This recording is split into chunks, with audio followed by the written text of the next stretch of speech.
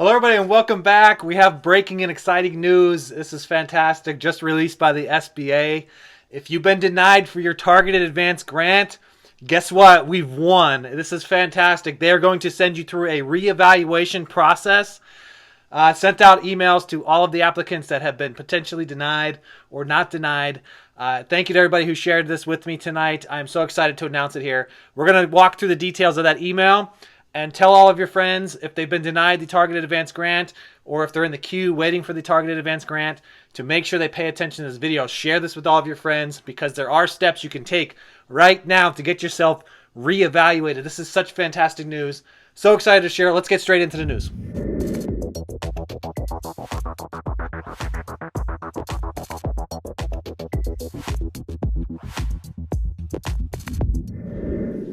Hello everybody, I'm Edward Bilder. To all my loyal subscribers out there, welcome back to another video. And if you're joining us for the first time today, welcome. Consider becoming a subscriber. You picked a great video to join us on if you're joining us for the first time today. So share this with all your friends. Share this with everybody in the Targeted Advance Grant program. Share this with everybody you know because they may know somebody who's been wrongfully denied their grant due to some reason that was not their fault, and now they could finally fire back, everybody. This is fantastic.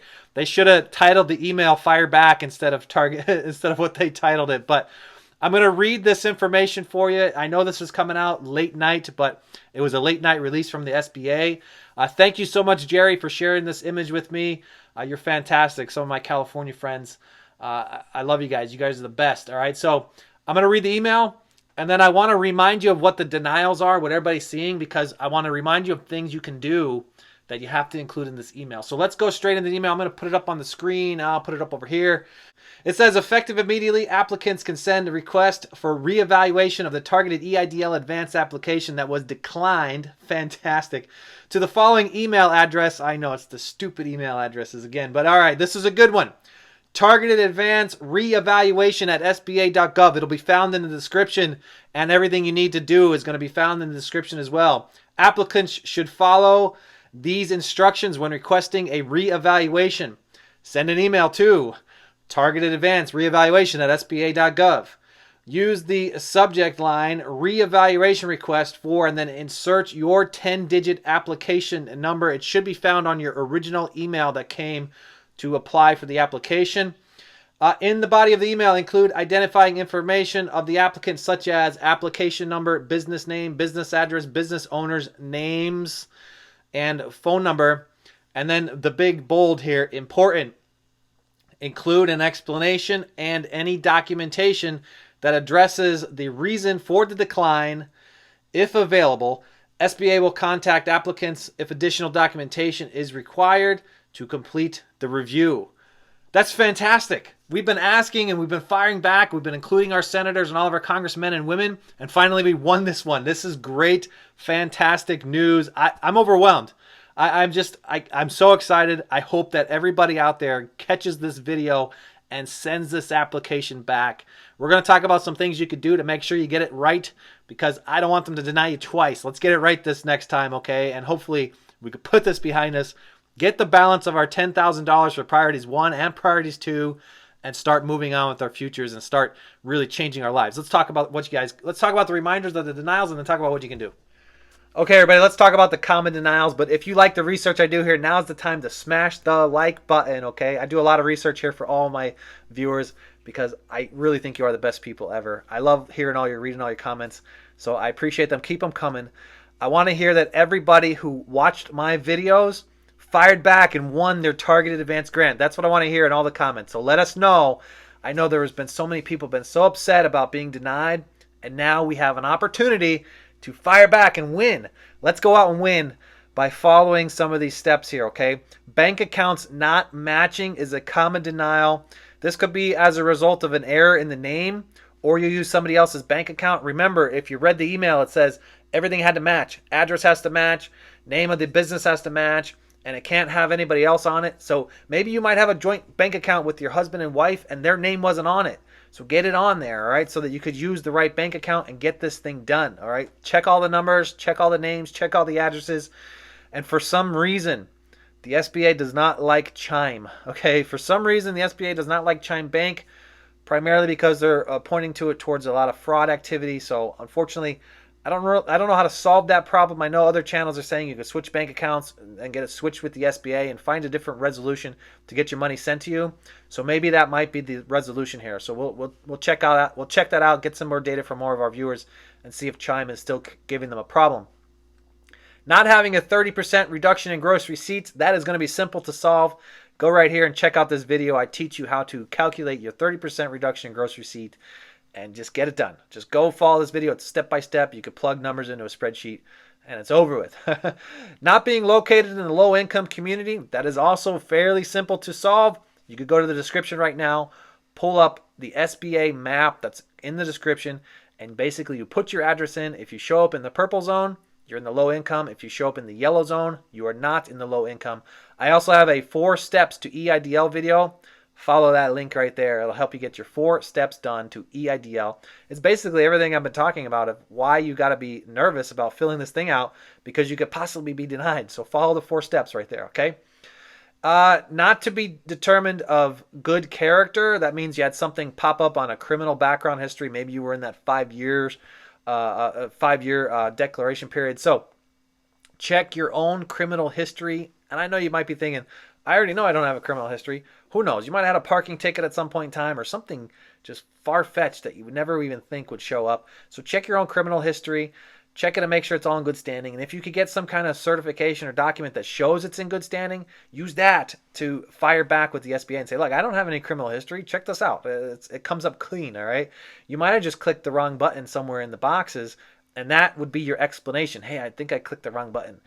So can you check my application and then check against my criminal history? It's all clean, all right? So do that. This next one's a big one.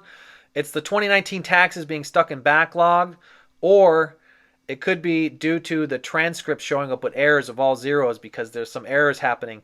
So the backlog and the transcripts are kind of go hand in hand because you're going to use the same solution to get this thing solved. Now, if your 2019 taxes are in backlog, you could go right now and pull your own 4506T. If you filed 2018 and you filed 2019, chances are your 2018 taxes are done. So I would request both of those transcripts for 2018 and your 2019. This way you could determine if you're in backlog or if you're creating an error on the form 4506T. Remember, if you're filing joint, you have to put the names in order and the social security numbers in order. You have to have both names on there. And so if you're filing joint, that could be a problem. Or you could have missed a dash in the address if it was dash, R2 or something, or R-2. It could have been something like that. So check exactly how it's spelled on your original taxes. Fill out the 4506T. Here's a video right here to help you do it. Follow the video to help you get the 4506T done. But essentially, you could just have some error. So if your 2019 shows up and it has all the information, and your 2019 shows up and has no information, you're in the backlog. But if they both show up with all blank information or zeros, you filled out the 4506T wrong. Do it again until you get it right. Do it again until you get it right. Keep doing that. Now, if you find out you're in the backlog, the SBA is accepting other means of getting this thing solved. You could use a stamped copy from the IRS if you have the IRS stamp your taxes. You could also send in e-file receipts. They're requesting e-file receipts. Now, if you made a mistake filing your taxes for 2019 and you did not include gross receipts, that could be a reason, because some of the error codes are showing up. You're showing a 0 in the gross receipts box, and it basically means you didn't fill out the taxes properly. So check with a CPA that's close to your business. Figure out how to fill these things out the right way. I'd even amend them. If you know that you had gross receipts and they should be on there to show that you had a reduction, I would go and amend my taxes and then turn in my e-file receipt with the stamped copy of what I've amended to show the SBA, hey, I made a mistake on my taxes and now it's right, and I do qualify for this $10,000, right? So share with me in the comments. Let me know what your thoughts are. Share with me if you missed something and there's a new error out there or some reason for denial that we did not cover here. We'll get it solved. We're going to get it solved together. Fantastic news. I'm so happy to hear this. Remember, smash the like button if you want to say thank you. If you need further assistance outside my free content found right here on YouTube, you can find me pinned in the top comment for a one-on-one consultation. Click the link and schedule a phone call with me. Remember, I'm always looking for new partners and investors in my B&Bs and my short-term rentals. You can find me in the description on Instagram, or You could check out one of my courses on crash courses on B&Bs and short-term rentals, found also in the description. Take some of the stimulus money and start changing your futures.